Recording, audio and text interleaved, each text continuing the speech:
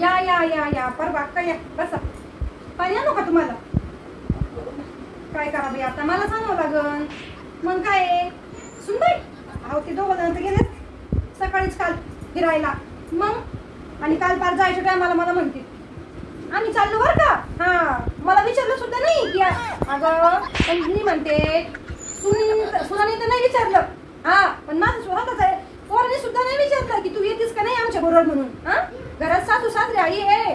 हा तरी बी काही नाही तिने विचारलं. आणि तिकडं सासूला आणि सासऱ्या विचारतोय फोन करून मारली की तुम्ही येता का आमच्या बरोबर फिरायला.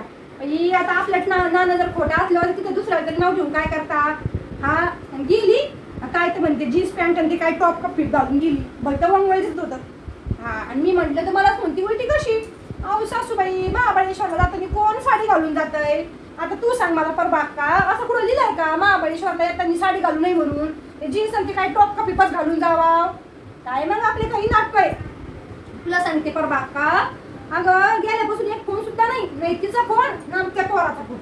आणि तिकडं आई बापाला किती 17 फोन झाले असं. मग दिला की तिच्या भावाने तो मोबाईल घेऊन आईला 15-20 हजाराचा बस ते हाय काय एक तास वर हॅलो हॅलो करीत बस.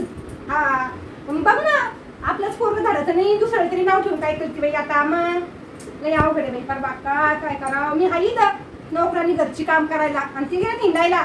हा बघ ना आता आम्हाला तरी कोण येणार आहे त्यांच्याशिवाय. मग असं असतं काय पुढं लय अवघड आहे परवा काय सांगू तुला. चहा करू का परवा नको. बरं माझी दिमाग गुडघे दुखत आहेत ग. पण काय करते करावंच लागत आहे. नाही करून काय करते. मग आपल्या नवऱ्याला काय उपाशी ठेवी ती. मग त्यांना एक नाही लाजा काही. पण आपण थोडे वयस्कर आहेत ना. आपण समजून घेतलं पाहिजे ना.